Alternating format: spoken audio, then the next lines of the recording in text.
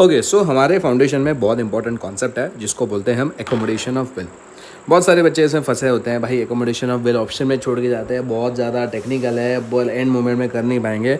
सच बता दूं 10 मिनट का कॉन्सेप्ट भी नहीं, इतना सिंपल कॉन्सेप्ट है। ठीक है, चलो मैं एक छोटे से एग्जांपल में इसको आपको ट्रीट करता हूँ, इस वाले टेक्निकल एंड डिफ़िकल्ट टॉपिक को जैसे आपको लगता है। ये जो हमारी मैडम है, ये लता नाम है इनका और इनका नाम है पल्लवी। अब पॉइंट ये है कि लता भी फाइनेंशियल नीड में है और हमारी जो पल्लवी मैडम है ये भी हमारे फाइनेंशियल नीड में है, हमारे मतलब उनकी फाइनेंशियल नीड्स में है। तो ये मांगने आती है इनके पास पैसा और ये भी इनके पास सेम पैसा मांगने आती है, दोनों के पास पैसा नहीं है। तो ये लोग डिसाइड करते हैं, एक प्लान बनाते हैं, डिसीजन लेते हैं एक प्लान बनाने का। प्लान ये होता है कि जो लता मैडम है ये एक बिल ड्रॉ करेगी लता के ऊपर, फिर लता उसको एक्सेप्ट करके रिटर्न दे देगी। कितने का बिल बनाया? 40,000 का। अब बिल किसके पास है? लता के पास है। ये बिल कहाँ पे लेके जाएगी? बैंक के पास लेके जाएगी। बैंक क्या करेगी? 200 रुपये डिस्काउंट करके लता को 39,800 दे देगी, 39,800 दे देगी। ठीक है, अब क्या होगा कि जब 39,800 आएगा ना तो लता के पास आएगा। लता को भी फाइनेंशियल ज़रूरत है और इसको भी है, तो लता क्या करेगी? 3/4 पैसा अपने पास रख देगी, 1/4 पैसा उसको दे देगी। तो जैसे पैसे डिवाइड हो गए ना, तो कहने से इससे वह नुकसान भी डिवाइड हो जाएगा। तो नुकसान हमेशा बेनिफिट रेशो में होता है। बेनिफिट रेशो क्या है? इसको कितना पैसा मिला? 29,850, इसको कितना मिला? 9,950, मतलब बेसिकली इस रेशो में मिला। तो 39,800 के साथ साथ ये 200 का जो डिस्काउंट है ये भी हम लोग क्या कर देंगे? उसी रेशो में डिस्ट्रीब्यूट कर देंगे। अब यहाँ पर बेनिफिट रेशो ये सेम है, इसके लिए आप 3/4 से कर लो या फिर बेनिफिट रेशो से कर लो, पॉइंट सेम है। करेक्ट, तो यहाँ पर 150 डिवाइड कर लिया, यहाँ पर 50 डिवाइड कर लिया।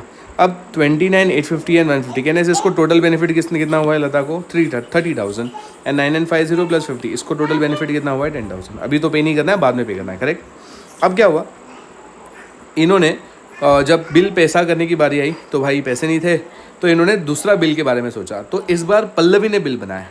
पल्लवी ने बिल बनाया किसके ऊपर? लता के ऊपर। कितने का? 50,000 का। बिल किसके पास आएगा? पल्लवी के पास आएगा। बैंक में जाके वो बिल क्या हो जाएगा? डिस्काउंट हो जाएगा। बैंक 1,000 रुपीज़ कट करके इनके हाथ में कितना दे देगी? 49। अब 49 किसके पास आया है? पल्लवी के पास। तो 49 में से पल्लवी सबसे पहला क्या करेगी? जो पुराना वाला बिल का अमाउंट है ना वो पे कर दी। सो कितना पैसा बचा? 9,200। कितना पैसा बचा?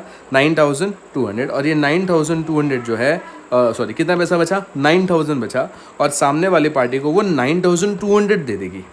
तो वो अपना लॉस कर रही है 200 का, बट सामने वाले को कितना बेनिफिट दे रही है? वो 9,000 का। तो इस 49,000 में से 1,000 कट हो गया, बचा कितना? 50,000 में से 1,000 कट हुआ, बचा 49,000। 49,000 हम ये लोग डिस्ट्रीब्यूट करेंगे कैसे? 49 में से 40 माइनस हो जाएगा, बचेगा 9। और ये जो पल्लवी है ये इसको कितना दे देगी? 9,200 दे देगी। इसको कुछ भी नहीं मिलेगा, इसको -200 मिलेगा। कितना मिलेगा? -200 मिलेगा। अब बात आती है कि 1,000 किस रेशो में डिवाइड करें? 1,000 होंगे आपके बेनिफिट रेशो में। अब बेनिफिट क्या है? लता को टोटल बेनिफिट मिला है 30,000 का एंड 9,800 का, बराबर। तो टोटल बेनिफिट इस रेशो में आ गया। और पल्लवी को कितना बेनिफिट मिला है? ध्यान से देखना, 10,000 और यहाँ पर -200 है, मतलब 9,800 का बेनिफिट मिला है। इसको कितना मिला? 39,200 और इसको 9,800। तो ये 1,000 है उसी रेशो में डिवाइड हो जाएंगे। तो देखो बेनिफिट रेशो का फॉर्मूला क्या है? Total benefit receive divided by total bill amount into total discounting charges. Total discounting कितना है? 1,000। तो पहले वाले का बात करते हैं, किसका? लता का। 30 + 9,200 डिवाइडेड बाय 49,000, तो कितना डिस्काउंट हो जाएगा? 800। और इसका देखो 10,000 - 200 9,800 डिवाइडेड बाय 49,000 इंटू 1,000 आ जाएगा 200। बस इतना ही कहानी है, पूरे एकोमोडेशन का इतना ही कहानी है सब। ये डिस्काउंट को हम कहना है डिस्ट्रीब्यूट करना है। आइए इसकी जनरल एंट्री देखते हैं। देखो पहला बिल किसने बनाया था? सर लता ने बनाया था। तो लता क्या करेगी? बिल एक्सेप्ट करके ले लेगी। Bill receivable account debit to Pallavi account. Correct, Pallavi के बुक में उसका उल्टा हो जाएगा, लता टू बिल्स पेबल। फिर लता क्या करेगी? बैंक के साथ डिस्काउंट कर देगी। Bank account debit 39,000, discount charges पूरा 200 आएगा सर, यहाँ पर पूरा 200 टू बिल रिसीवेबल कितना? 40,000। करेक्ट, इसके बुक में कोई एंट्री नहीं आती बिकॉज ड्रॉवर अपने बिल के साथ कुछ भी करता है, ड्रॉइंग को उससे मतलब नहीं है। फिर जाके पल्लवी क्या करेगी? लता क्या करेगी? अपना पैसा, थोड़ा पैसा पल्लवी को दे देगी। अब ध्यान से सुनना, पल्लवी को हम कितना पैसा दे रहे हैं? 9,950। देखो ऊपर हमने इसको कितना पैसा दिया? 9,950, और डिस्काउंट भी तो चिपकाया। तो मैं उसको कितना पैसा दे दूंगा? कैश दे दूंगा 9,950, और डिस्काउंट जो मैंने अपने बुक में डेबिट किया हुआ 200, पूरा 200 मेरा नहीं है, उसमें से खाली 150 है। तो जितना मेरा नहीं है उसको मैं कैंसिल कर दूंगा और किसके नाम पे शिफ्ट कर दूंगा? पल्लवी। तो मेरा और पल्लवी का रिश्ता कितने से कम हो जाएगा?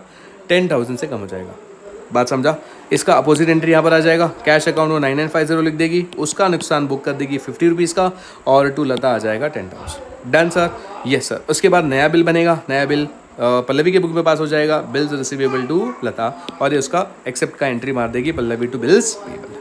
Done sir. फिर ये बैंक के साथ डिस्काउंट करेगी 49,000, 1,000 एंड 50,000। डन है सर।